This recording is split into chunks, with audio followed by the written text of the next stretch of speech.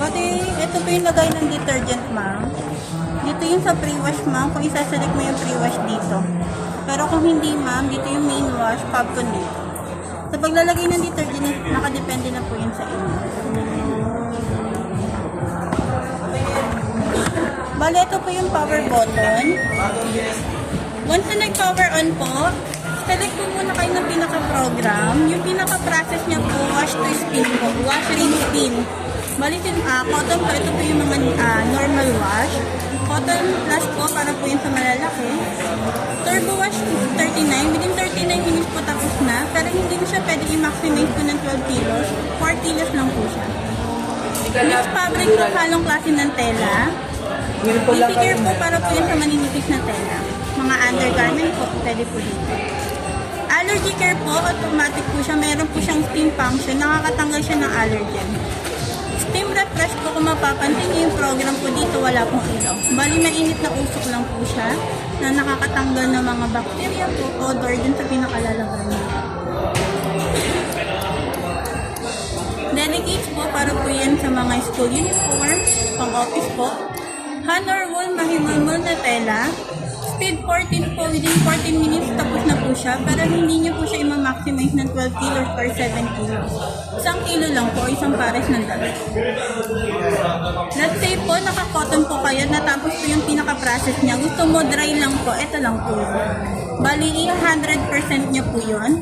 Dun lang po sa capacity, maximize niyo lang po siya, maximum of 7 kilos lang po.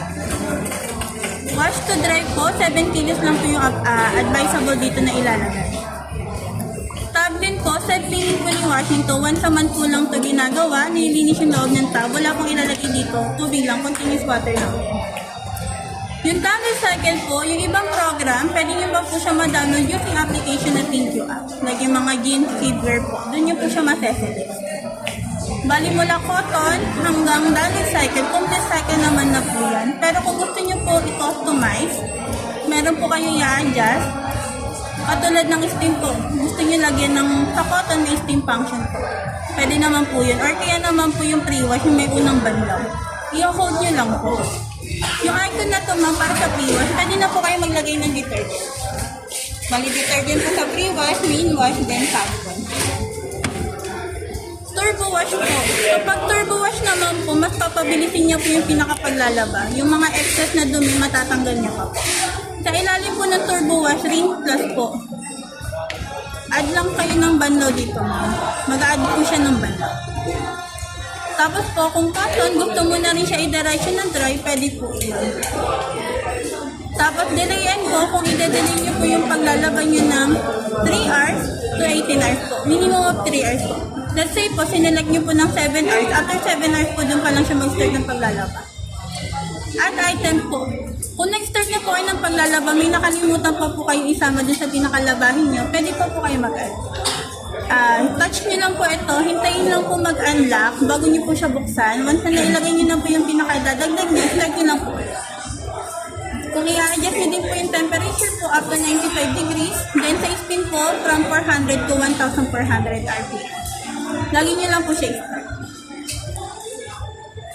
Once na natapos sa paglalaba po, pinupunasan po ito, pati yung loob ng tab. Every after laba po, nilinis po itong filter. Meron po siya doon na, ito ma'am, puro hindi po siya kami. Ito ma'am. Dito nakikipon yung mga dumi-dumi. Iikutin nyo lang ito. Tapos po dito, yung excess na to.